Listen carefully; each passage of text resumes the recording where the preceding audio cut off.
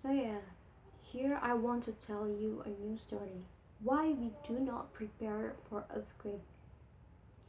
This is a new story of the Pacific Northwest. The Pacific Northwest begins 3,000 miles away, to be exact, 3,000 miles beneath your feet, because up from that spot in the core there is a massive column of magma which is rising to two massive plates out of the sea, and those two plates are spreading in opposite directions.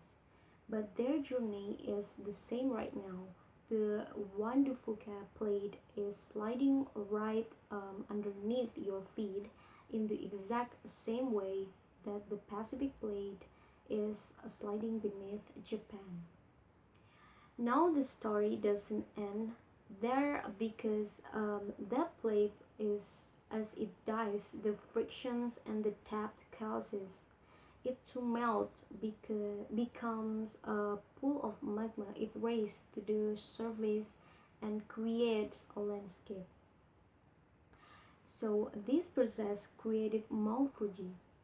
This process created Mount Hood, and this process created Mount Rainier, and unsurprisingly, this process created Mount St. Helens.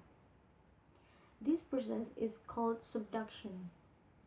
And subduction is about a lot more than beautiful landscape and occasional um, volcanic eruptions. It's also about risk. North America actually goes all the way out of the oceans, where it is locked with the wonderful couplet that now is pushing and pushing to so much that the of North America is bowing like a ruler, being pushed at the both ends, and eventually it collapses, and it starts a domino effect where all the weak spots along the fault line begin to give away, and in the worst case scenario we have a 9-point earthquake that shatters the infrastructure of the Pacific Northwest. It also displaces trillions of gallons of water which comes towards us and goes all the way across the oceans to Japan. And we actually um, have Japan to thank for the absurdly precise chronicle of our last 9-point earthquake. At this precise hour, that is just one of the 43 earthquake that we've experienced in the Pacific Northwest. And what worries me is not only that we are not ready, but worries me is that we haven't actually decided to get ready. And I think you are not ready for two reasons.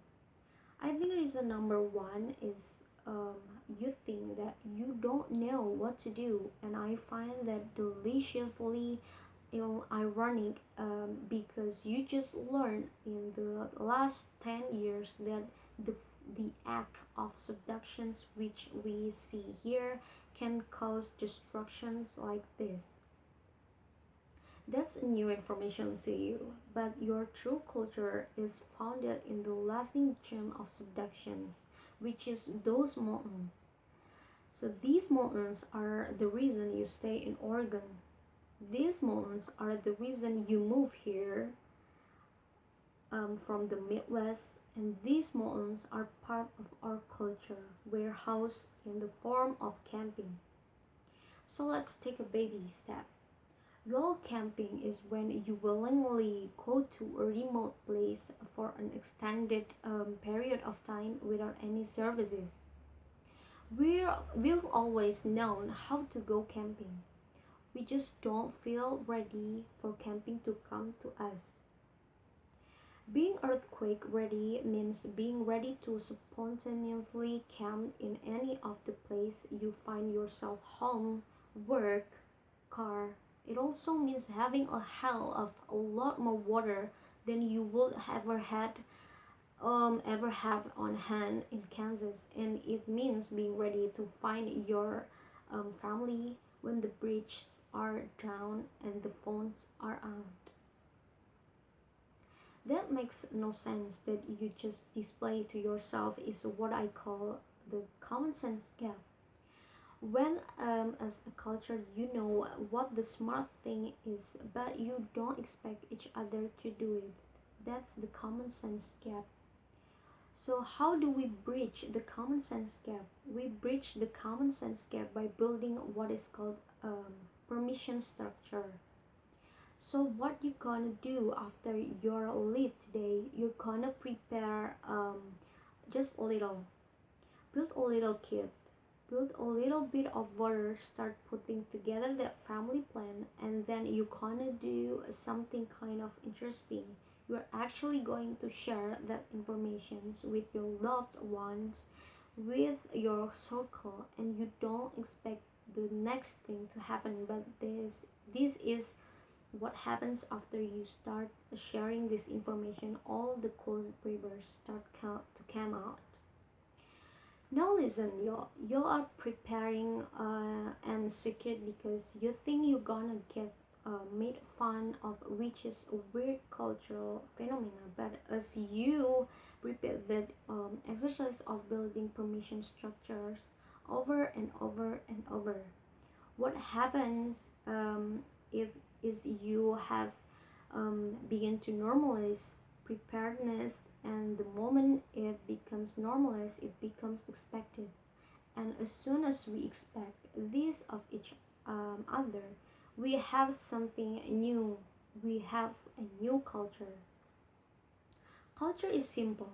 Culture is basically each of us doing our very best to meet each other's expectations. That is the path to getting ready for this nearly unimaginable earthquake. So, what really frightened me about our subductions zone, it was the worry of these questions. Can a culture that has never experienced an even this big change in anticipation of the event rather than after it when it's too late? And then I learned a little story that gave me a little bit of hope because very close to the epicenter there is a tribe in the Andaman Islands that share something in common with us. You see, this tribe had never in living memory experienced an earthquake tsunami event, and in this event, one day, they suffered zero casualties. The reason they suffered zero casualties is because they established a permission structure generations ago after a forgotten tsunami, generation by generations, conversation by conversations. At the moment we name needed it, they knew to go to high ground. Never have so many people understood so much about an earthquake as ours, but knowledge is not wisdom until it changes you. So all of us are living in different variations of a common sense gap. Never underestimate the will of common sense to reveal itself. It's just waiting for your permissions. So thank you.